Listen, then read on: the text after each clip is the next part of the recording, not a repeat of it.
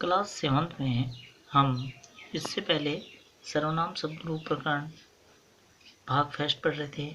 उसमें हम लिंग और वचन के बारे में हमने जानकारी प्राप्त की थी और आज हम इस भाग सेकंड में सर्वनाम शब्द रूप प्रकरण भाग सेकंड में आज हम पुरुष के बारे में पढ़ेंगे कि संस्कृत में कितने पुरुष होते हैं और किस प्रकार से होते हैं। पुरुष वक्ता मतलब बोलने वाला अर्थात कहने वाला, श्रोता सुनने वाला, कहने वाला सुनने वाला अर्थात सुनने वाला, और जिसके बारे में कुछ कहा जाए, जिसके बारे में कुछ कहा जाए। आदि दृष्टि से, आदि के हिसाब से पुरुष 3 प्रकार के हैं। पुरुष कितने प्रकार के हैं? 3 प्रकार के हैं। पहला जो पुरुष होता है वो है प्रथम पुरुष। पहला जो पुरुष है वो कौन सा पुरुष है? प्रथम पुरुष।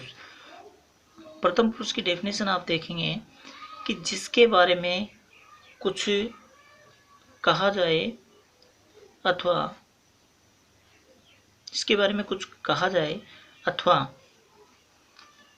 जिसके विषय में बात की जाए, जिसके बारे में कुछ कहा जाए या जिसके विषय में जिसके संबंध में कोई बात की जाए तो वह प्रथम पुरुष होता है। वह कौन सा पुरुष होता है?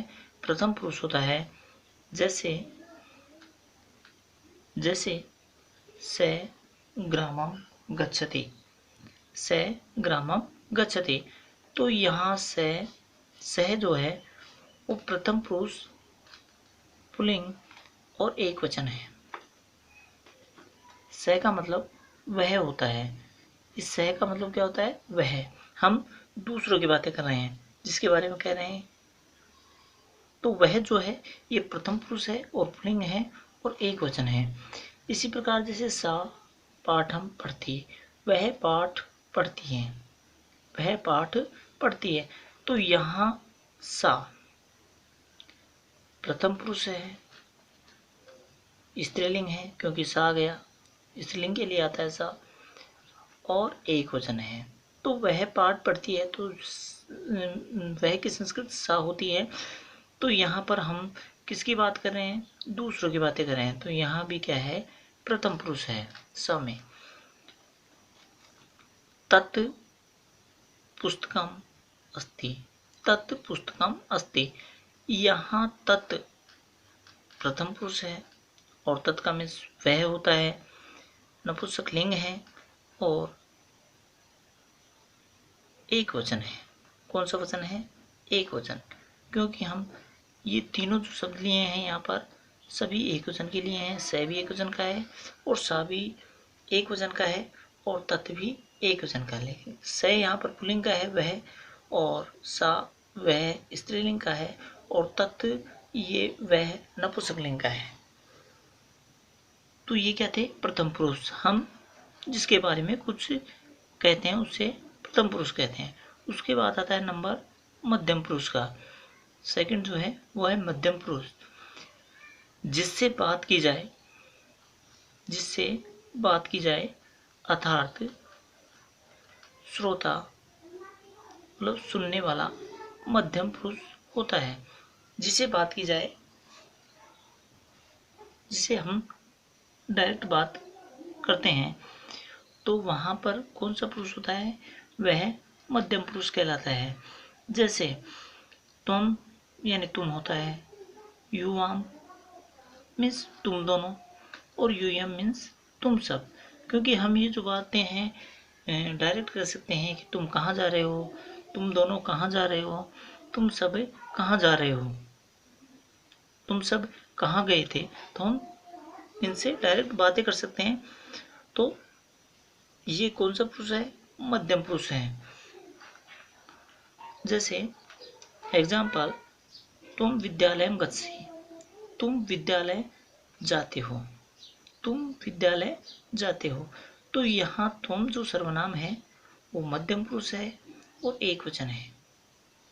तुम क्या है, मध्यम पुरुष है और एक वचन है।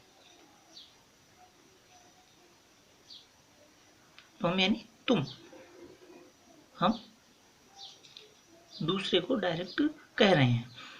युवाम विद्यालय गच्छात, तुम दोनों विद्यालय जा रहे हो या जाते हो। यहाँ युवाम जो है ये मध्यम पुरुष और द्विवचन है। यहाँ जो युवाम है वो मध्यम पुरुष है और कौन सा वचन है, द्विवचन है। जैसे यूयम विद्यालयम गच्छात, तुम सब विद्यालय जा रहे हो, तुम सब विद्यालय जा रहे हो। तो यहाँ यूयम का मतलब तुम सब होता है। ये यूयम है जो है वो मध्यम पुरुष है और बहुवचन है। कहने का मतलब ये तीनों जो हैं वो मध्यम पुरुष में आते हैं और इनसे हम डायरेक्ट बातें करते हैं।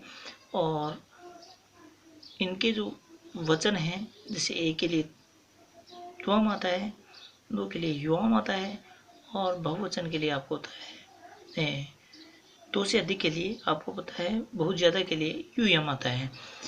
इसके बाद में हम तीसरा जो पुरुष है अपना उस पर चलते हैं। वो है आपका उत्तम पुरुष। कौन सा पुरुष, उत्तम पुरुष।